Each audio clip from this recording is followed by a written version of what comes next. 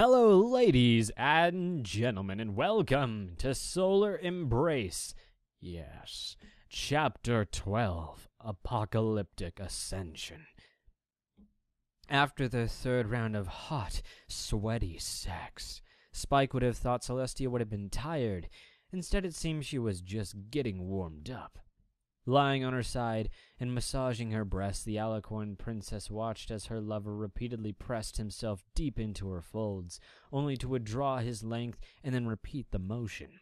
In and out, repeating, stretching her insides and leaving her feeling so empty when he withdrew. Back, sore, balls, draining, energy, dwindling, Spike thought as he panted, putting nearly everything he had into keeping a good rhythm, holding Celestia's one leg up in the air to further spread them apart. She had really loosened up after the second round, and now, on round 4, sliding in and out was no longer painful for either of them. She had been incredibly tight after all. "Celestia, I'm almost there." "Me too," the Alicorn gasped, reveling in the sensation of her lover sliding in and out of her at such a consistent pace. It was beyond heavenly for the princess to be so intertwined with Spike in all manner of sexual bliss that she could barely believe she had once thought her virginity would never be lost. Only she hadn't lost it. She had given it freely and fully to Spike, and he, in return, had given his own to her.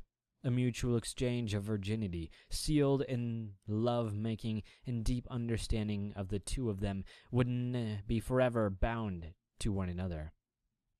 With a pair of simultaneous grunts, the pair came in unison once more, their respective juices once again spilling out of Celestia's no longer as tight vessel. As Spike collapsed onto his lover, his lungs pulling in as much precious oxygen as they could, he gave Celestia's neck a tender little lick. She always did seem to like the little things during actions such as these, and this made her tremble some more. He could feel it. Flicking her nipples, rubbing her back, grinding his erection against her pussy lips before taking a final plunge. It was the small, simple things like that made it much more enjoyable for her, and by extension him. That was even better than the last time, Celestia gasped, pulling Spike closer to her as his head came to rest on her soft, pillowy breasts. "You've really outdone yourself again, Spike." "But that's what you said about the last time, too," the dragon muttered, sounding childishly off-put. "I thought you loved me pounding into you from behind, your ass in the air and your hands gripping the stone beneath you as I plowed into your slick core." Wow, he didn't know he had the ability to talk as dirty as that. Twilight would have washed his mouth out with soap for saying something like that, and then make him write an essay in which such talk was wrong. "Oh, Spike, you're such a smooth talker. You're really making me horny all over again," the Alicorn said with a small blush. "Yes, I love that. Especially the feeling of you twisting my nipples and my breasts bounced under me. But this was better in an entirely different way. Maybe they were the best at what they were in their own way." "Probably," the dragon replied, his long, dexterous tongue lazily flicking over one of her big, puffy nipples. "Still, I think we should take a break. My whole body is sore, especially one area in particular." "Oh, come now, Spike. You can't be that tired," the Alicorn said teasingly, letting him roll off to her side so she could prop herself up next to him. "Whatever happened to the stories I've heard of dragon stamina? Surely they're just delegated to battlefields and not the bedroom." "Okay, first off, I was technically a virgin less than 4 hours ago, as were you, and neither of us had experienced anything associated with sex before the waterfall," the dragon said with a short laugh. "Secondly, those stories were likely meant for other dragons or for regular ponies. But you're an Alicorn, and His voice trailed off as the Alicorn princess beside him began to gently stroke his dick, an absent-minded smile glancing her face. Oh, for crying out loud. "Oh, come on, Spike. I want you inside me," the princess said with a pouting face, one arm pushing her breasts up and out as if trying to squirt milk from their puffy nipples. "Tell you what, this time I'll just give you a hand job and you'll nurse, okay?" I guess that's a fair arrangement," the dragon said, trying not to groan as her hand clamped a bit tighter around his girth. Seriously, she was insatiable. He had never heard of any mare acting this amorous before, almost to the point of it being lethal. If anything were true, it was this. If it weren't for the dragon stamina of his, which was still going strong even though his body was feeling spongy and weak, he'd have likely passed out or even outright died from exhaustion. Now he saw one of the more obvious reasons Celestia had chosen him. Any pony else, stallion or otherwise, would have died from all this sex. With a smile on their face, of course, but still no amount of earthly magic, stamina, potions, or hard-earned strength could have prepared them for all of this. It wasn't the act that took so much, since it didn't, or that it lasted very long, which it sort of did, but there was just a connection between them, him and Celestia, and they gave each other so much during each act, both pleasure and love, that it amazed him how deep all of the feelings were. Here he had thought earlier they'd just have sex. Now he was truly understanding what they were doing. They weren't making love or saving the world or even fucking. They were connecting to one another on a whole nother level. Their very souls were touching one another in ways that would make the heads of all philosophers and erotica writers spin uncontrollably. All in all, it was a rush for the both of them, but sadly it would not remain so. "Ah," Celestia said as Spike gently bit down on her nipple, her hand soon covered in warm, creamy goo. Spike's testicle must have been in overdrive to produce as much sperm as possible, as he seemingly had an endless supply. Bringing a cum-covered, coated hand to her mouth, she gingerly licked it clean. "So, Spike, do you want to know a secret?" Yes, the dragon said hesitantly. He didn't feel like the environment was conducive to building a snowman, and he really did want to know what she had to say. He was just worried she'd thought of something weird for them to try next. "Back in the carriage, during the storm, you grabbed onto my horn, albeit accidentally, and that resulted in the carriage practically blowing apart," she said, making sure every nook and cranny of her hand was cleaned off. To her, it really was delicious. She'd even put it on as a frosting for her very own cake, provided she didn't have to share it with any pony. "Yeah, about that. I'm sorry for—" Spike began, only for her hand to gently silence him, his words dying on the tips of her soft fingers. "Spike, I don't care about what happened to the carriage. And you have no need to apologize," Celestia said softly. "No, what happened in the carriage was entirely an accident, in one of nature's most profound mysteries. Magic is a funny thing, no matter the species, and such can react rather oddly in any given situation. You see, dragons are inherently magical, as in their magic comes from within and rarely expresses itself physically. Sure, there is your ability to breathe fire, grow, or shrink in size, incredible lifespans, and of course your potent stamina, our breeding prowess. There are few creatures like dragons, which is why they are so often thought of as supremely magical. Alicorns too have incredible wells of magic, but we have a much more accessible way to release or use it, and as such we have our horns. This means we can use up magic and have it replenish faster, as our bodies have evolved to recharge our magic quicker after large uses. Most likely a survival mechanism. dragons have not evolved such a mechanism, as they so rarely use up much of their inner magic, regardless of what they do.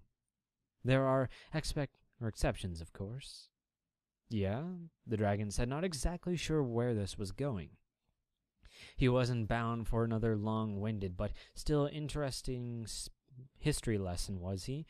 After all, it was nice to take a little break from all the sex, though not that he'd ever admit to wanting to continue.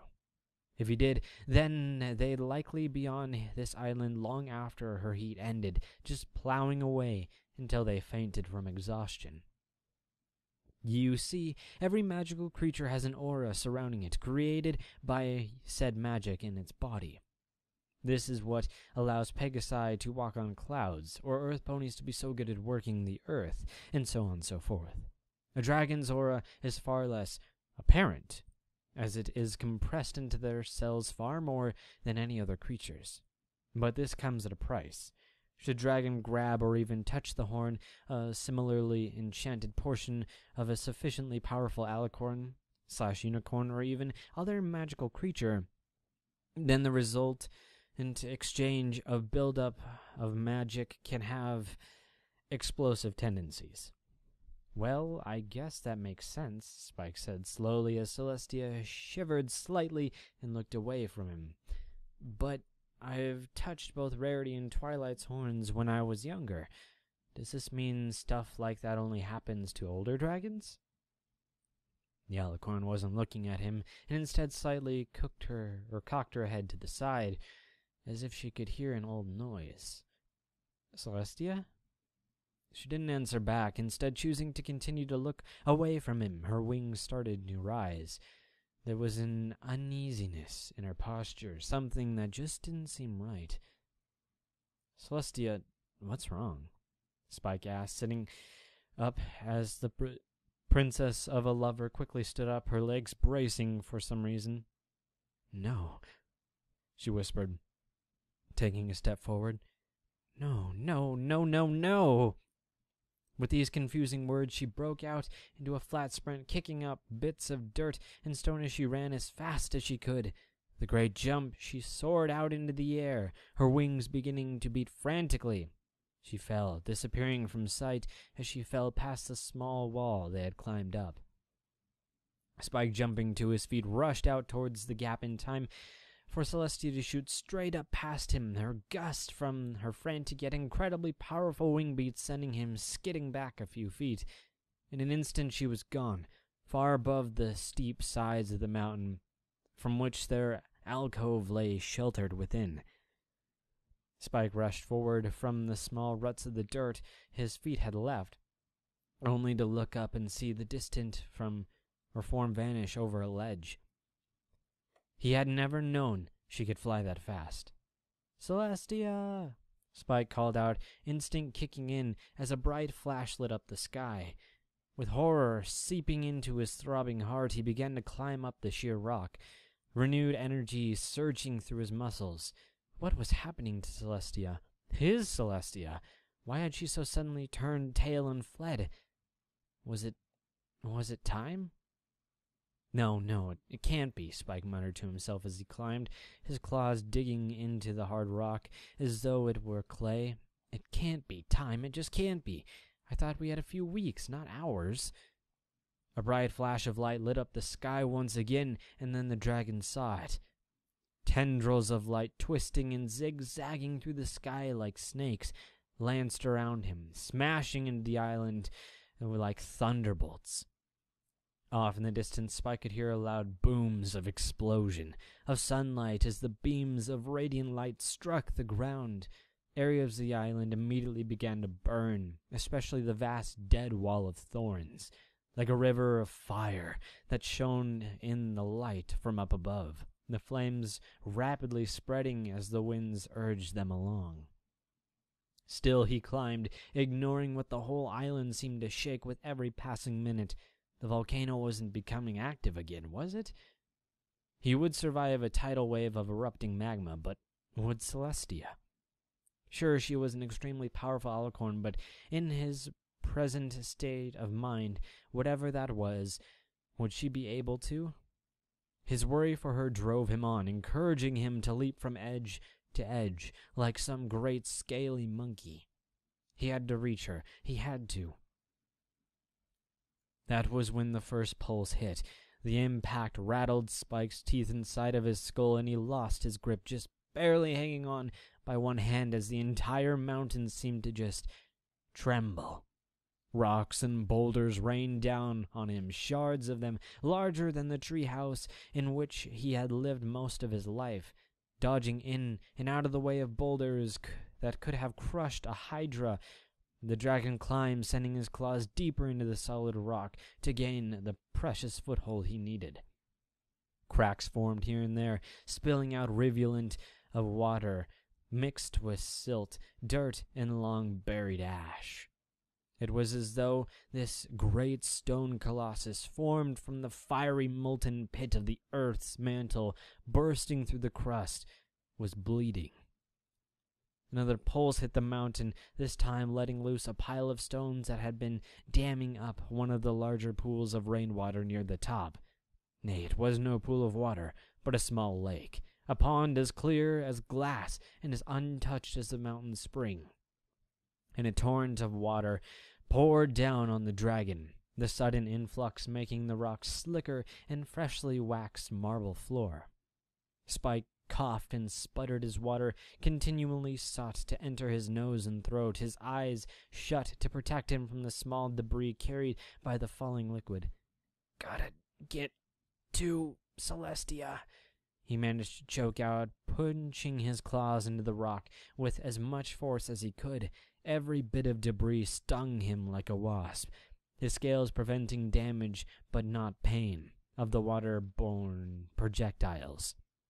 Climbing almost blinded by the slick water and stinging rocks, the dragon climbed, feeling for every nook, every cranny he could use to his advantage. His tail propped him up whenever it could find a hold, but those were few and far between. Eventually, Spike found himself at the crest of where the water was coming from, and after clawing his way through the rough current, he pulled himself up onto the rocky bank of a large rainwater-fed pool. Gasping for breath and opening his eyes after what felt like an hour, the dragon looked up towards the very peak of the mountain. The roar of water had drowned out the noise during the climb, but now he could hear something else, something far more chilling than silence or loud booms in the distance. Up high, he could hear a voice shouting in a language he did not understand. It was a voice he had heard many times before, especially on this island. It was a voice he had come to cherish. "Celestia, I'm coming!" he shouted, rushing up and digging his claws into the rock once more. He was nearly halfway there, and it would not be long before a third pulse struck the mountain, a bright flash of light from the peak coinciding with the sound of rock cracking and splitting like trees in a windstorm. Spike looked out in horror as a crack 6 feet wide formed along the path he was making. Soon enough, he could hear a great crunching and crashing sound all around him. Boulders continued to fall around him, and cracks circled his every move as he climbed as fast as he could, scampering up and over every ledge as if salvation lay over the next one. Aftershocks from that third pulse kept circling throughout the island, creating more fissures in the rock, adding more to the cacophony embroiled around him. More trapped water leaked out of every little fissure. The splashing and spraying water created a fine mist that seemed to enshroud the entire face of the mountain. Soon enough, even the ground far below Spike was no longer visible, swallowed up by the opaque mists surrounding him.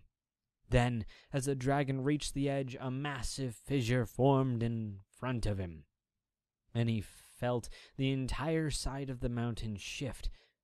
Suddenly, he watched as the crack grew bigger and bigger and bigger. Rushing towards the opening gap, the dragon threw himself with all of his might, his right hand managing to snag onto a small ledge as he looked down. The entire side of the mountain had given way, and in a great rush of air and swirling vapor, it fell down towards the island below. It was a thunderous crash that shook the entire island.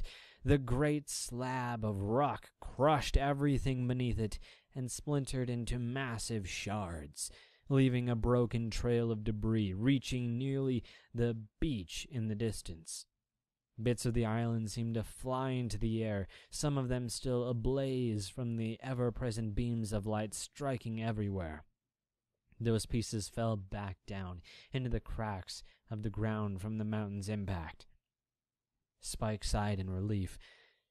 That was way too close, he muttered, looking up to where he could hear Celestia shouting even louder than before, her words becoming deeper and far more alien to his ears. More pillars of light rained down from around him, bathing him in an unearthly glow as he continued to climb. Then, out the far distance, Spike heard one, then two, then three, then countless enormous explosions.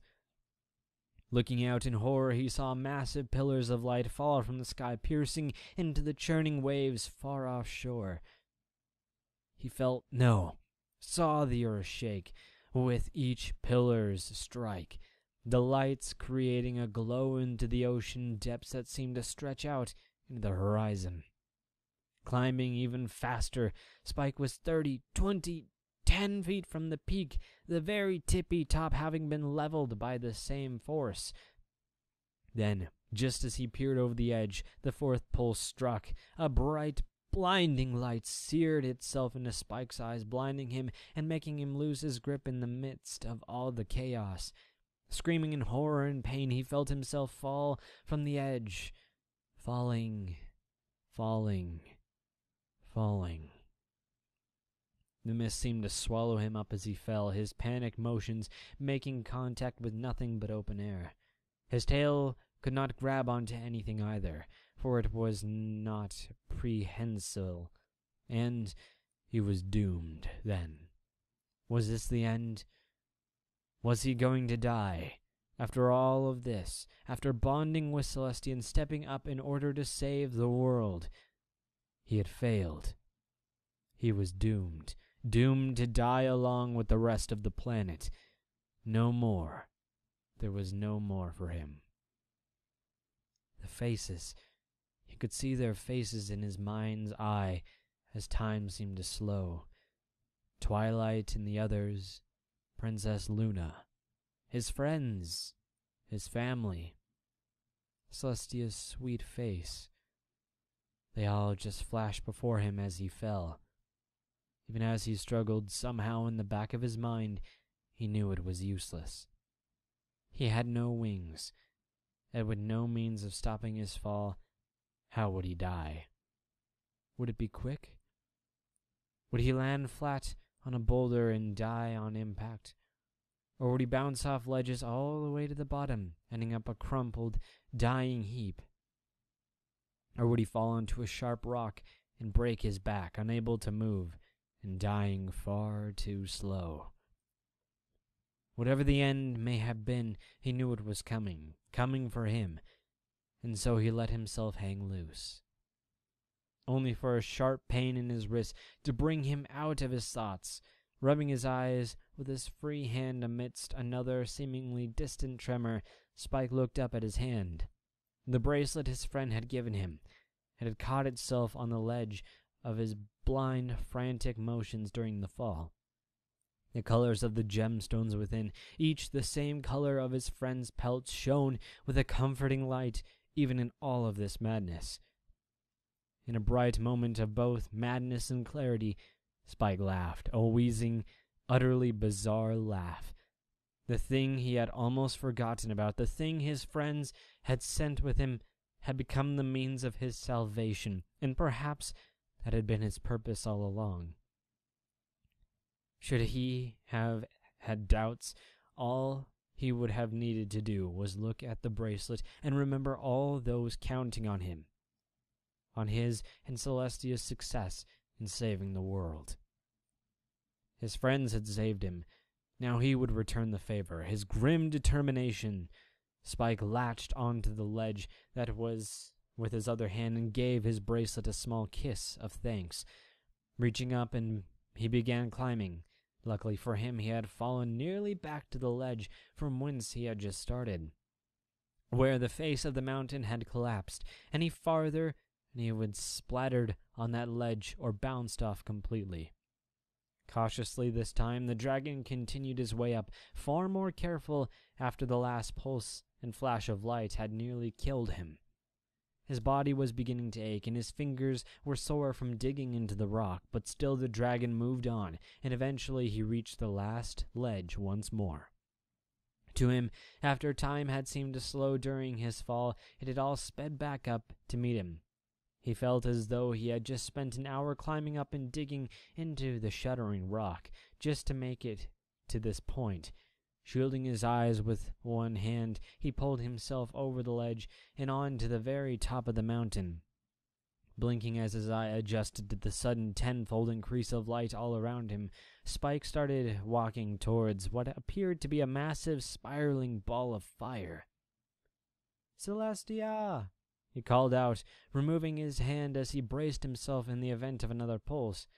"Celestia, is that you? Where are you?" Then the ball of fire turned around, and Spike saw Celestia, and yet, was this Celestia?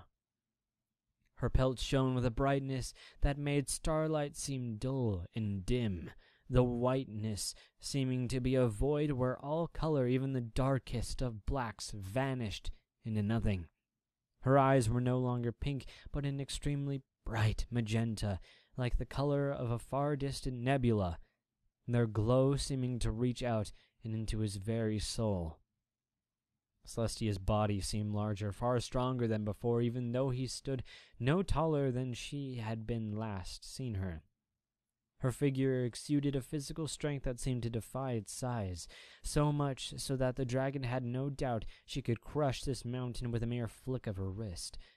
The alicorn's wings, large and fluffy before, spread easily thrice their normal span, glowing with the same intensity as her pelt, her horn corkscrewed as it always did, but with a far more pronounced curl similar to a bottle opener. Only no bottle opener in the world was 2 feet long, nor did any course with a palette of colors that defied explanation. But her mane, her tail, gone were the simple yet beautiful colors she had always had. Gone was the softness, the serene movements they made. The hair itself in its place was fire. Fire and sunlight intertwining as if embroiled in both love-making and war, seeking to kill and mate at the same time. Both stretched out in a winding circle up into the sky, like the flames of a great bonfire in the midst of a windy summer's night.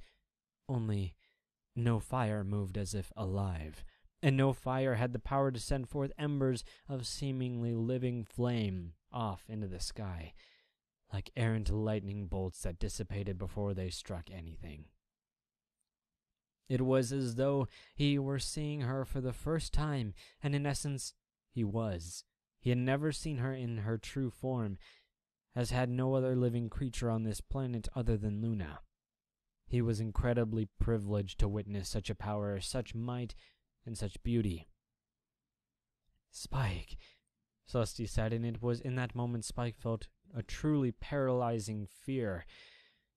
This was undoubtedly the same alicorn, the Celestia he knew and loved, but her voice, it exuded a power he had no concept of grandeur and might that he had never, could never, and will never have experienced before. He wanted to take a step back, to climb back down the mountain, to flee for his very life, but his feet, they remained planted. Nay, soon enough, they moved forward of their own free will. "Celestia," he gasped as he saw another beam of light arc across the sky, headed straight towards them. "Spike," Celestia repeated, holding out her arms to her dragon lover as the ground began to crack around her. "Come, be with me, my love." In a rush, the dragon ran the last few paces between him and his love, and as they embraced one another, a massive beam of light struck the pair, and the whole mountain itself cracked in half. Meanwhile, from off in the distance, in seemingly another world, Twilight saw on the horizon through her telescope. Only, it didn't stay on the horizon for too long. Soon enough, tendrils of light started streaking down across the sky, like the trails of a drunken comet. Only the trails did not disappear. Instead, they continued to simultaneously twist and turn high in the atmosphere as the little light circled all around the globe. Twilight could hear or could do nothing from her balcony but watch as the entire sky seemed to become embroiled in flame and light, the sky turning into one seething mass of color and light.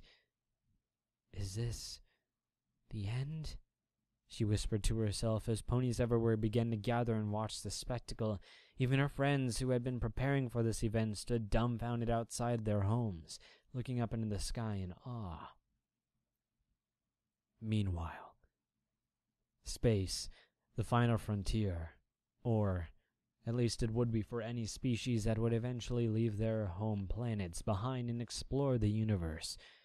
For one dragon in particular, however, he didn't know what to make of it. It just seemed so empty, Celestia asked as she lay beside Spike, floating in the great expanse that was the cosmos. Planets, stars, nebulae, galaxies, and all the sorts of celestial bodies just seemed to float past them, as if they were moving at a great speed. Her fiery mane and tail trailed along around them, wrapping itself gently around the pair like a traveler's cloak, only to unfurl and waft as if in a breeze. "Yeah, it seems so cold," the dragon said softly, his hand gently squeezing hers. His back was kind of itchy at that moment, and he didn't know why. "It's as though there's just nothing else out there. No light, no warmth, no anything.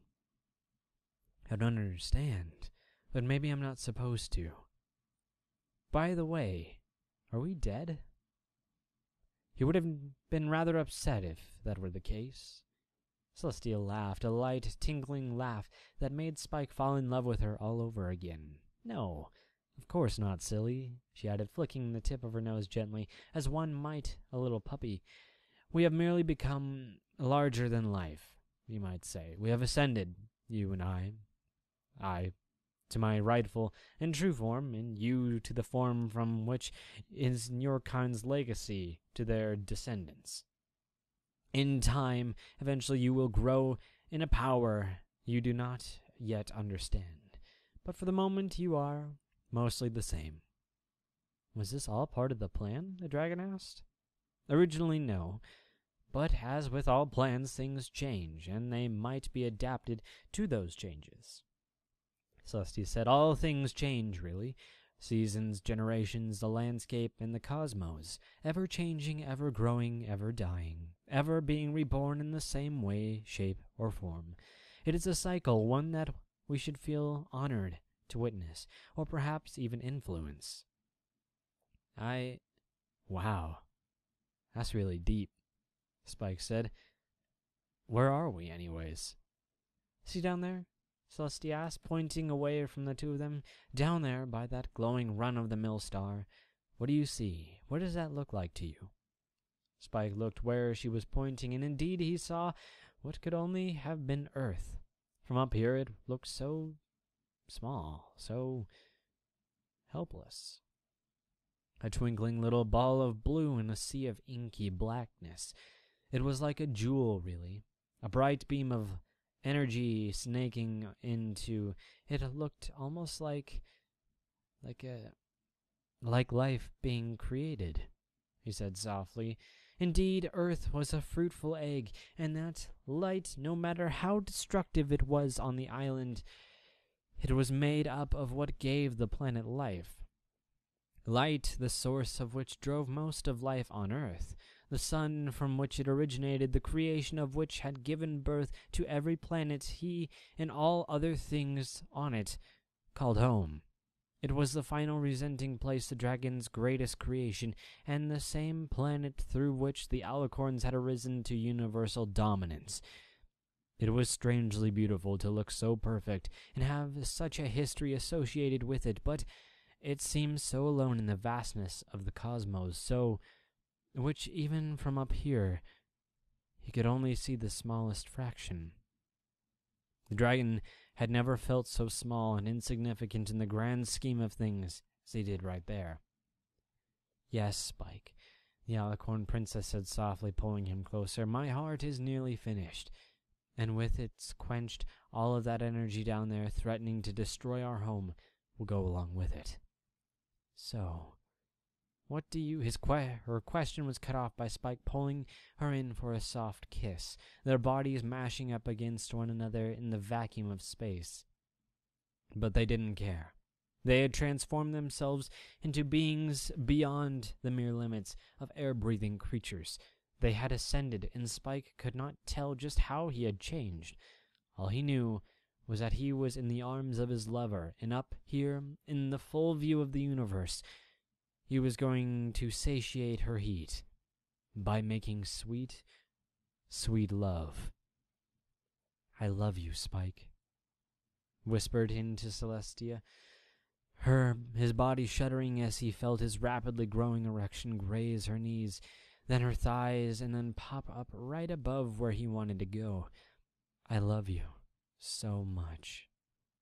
"I know, Spike, I know," Celestia replied softly, reaching down and gingerly taking hold of her lover's massive organ once again, a great throbbing shaft she had come to love nearly as much as the one it was attached to. Placing its tip near her entrance, she pulled herself gently down onto it. "Here we go." In a rush of light, the two of them fell back towards Earth, their bodies intertwined as Spike's shaft pierced Celestia once more. The two of them cried out in ecstasy as they moved, neither caring for what was happening around them. All they could do was focus on one another, moving in sync with her, pulling, stretching, squeezing, pumping, grinding, loving. Spike reached up with both hands and roughly squeezed Celestia's breasts, making them bulge and change shape underneath his palms. The princess, his princess, let out a hearty groan, and then in that instant something happened Spike had not been expecting. Two streams of fire erupted from Celestia's nipples, the little jets of blazing warmth cascading over their bodies. It turned the dragon on even more. And so he began to push himself into his love harder, squeezing and kneading her more, and thus earning even more moans in return. He pushed his lips against her own, their tongues dancing wildly with one another as their bodies continued to churn in passion. As their pair fell from the earth below, their descent appeared to be like that of a falling star, great and glowing with color of bright white, green, and gold. Shimmering high in the sky, they continued to descend, the tail of their myriad of colors twirling behind them like a comet's. Below them, the great blue ball of a planet rushed towards them, the oceans spreading out before them until they were met by coastlines, then hills, then mountains, then blotted out the horizon. Still, they fell seemingly into the great blue void below, but steadily, a small dot far below grew larger and larger. The island. From an equestria, 6 friends looked up at the star and knew not of what it was, only that it was beautiful. Many other ponies saw the falling star and felt a strange mixture of emotions, none of which they could explain. Sadness, joy, love, fear, even reverence. These and countless other thoughts raced through their heads as the star seemed to enter the atmosphere. In the distance it made no sound, save for a soft boom that seemed to just filter through the sky like a whispered lullaby. In an instant, the bright lights that covered the globe began to recede in a rush, focusing on that one little point off in the horizon. Like water being drained out of a collapsing reservoir, the great beams of light seemed to flow or follow the star, twisting and spiraling through the sky as they did so. In mere minutes the light had all but receded, now collected into one giant orb on the horizon. Like a second sun coming to visit, it continued to descend, all the while glowing brighter and brighter and pulsating with far more energy than before. In the midst of that giant orb, two figures began to glow, unseen by those on the ground. Fire clung and moved all over the two beings, as if it were alive, writhing and snaking and twisting all around them. Spike, his shaft buried deep inside of his love, looked her in the eyes as they, and the lights trailing after them, pierced the cloud layer, blowing it away with a great wind. In a great ring, the clouds parted a good distance before evaporating entirely into the ocean, retreating from their watery strongholds, leaving behind great whirlpools that quickly sucked in all the debris floating offshore. "We did it," Spike said as he grunted, emptying himself inside Celestia once more. As he did this, his hands left her heaving, squirting breasts, and instead pulling her as close to him as possible, the feeling of her overflowing warmth nearly sucking in his balls with his cock. So tight was their embrace. "Yes, Spike, we did," the alicorn said sweetly, as she felt the warmth of his seat coat her insides and his cock reach in as far as possible. "Yes, we did." And then in a rush of light, fire, and wind, the glowing pair struck the mountain. In the blaze of light, the orb surrounding them detonated, sending a veritable shockwave of light across the sky. Like an ever-growing ring, the wave cascaded through the sky, spreading far, far away from the island. Clouds, no matter the distance from the ground, seemed to vaporize as the light continued on its path. No storm, no monsoon, no hurricane had the strength to resist its awesome might. In a rush, it blazed over Equestria like a tsunami of pure energy. It continued to course through the sky, eventually covering the globe in a great big shimmering sphere, causing a brief shine to filter through the cosmos. It was as if a new baby sun had been born. And for a short while, its glow radiated off the earth in a soft, gentle light. Then, like a bad dream, it began to fade away. And soon enough, normalcy returned to the world. Where day was, it remained so, and the areas of the planet facing away from the sun soon retreated to the darkness of the night. Twilight looked up at the sky and sighed in relief, a sigh that was shared by all her friends. "They did it," she whispered at first, before her voice rose to a shout and echoed across Ponyville as she jumped all around the balcony. "Spike and Celestia, they did it. They did it. They did it." Now none of the other ponies outside of her friends knew what that meant, but they simply assumed Spike and Princess Celestia had completed a task about learning about friendship or whatnot. Still, seeing the purple unicorn jumping around for joy on her balcony did give them a feeling of gladness, though exactly why eluded them. Off on the island, well, there wasn't much of an island anymore. The great halves of the mountain had been warped by the energy of the blast, not breaking like rock, but moving like water. In an instant, the two halves had formed a great pair of arches connecting the peaks before fusing into a solid mass. The great rush of wind spread the mist covering the mountain over the entire island, stifling and extinguishing the fires that still burned. Waves thrashed along the shorelines from the shock waves, causing a great surge of power or water up onto the beaches, reaching several hundred yards into the interior in places. Boulders, trees, and all manner of wet debris lay scattered around the island, except for one very special place. In the center of the mountain's former roots, underneath its new, graceful edifice, two figures stirred. Spike sat up, holding his head as if he had the world's biggest hangover. Is it over? Did we do it?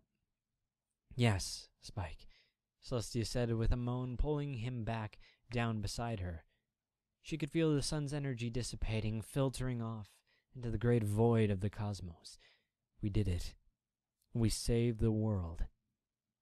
The two looked at one another and started to giggle and laugh, then guffaw, pulling one another into a vicious but still friendly hug.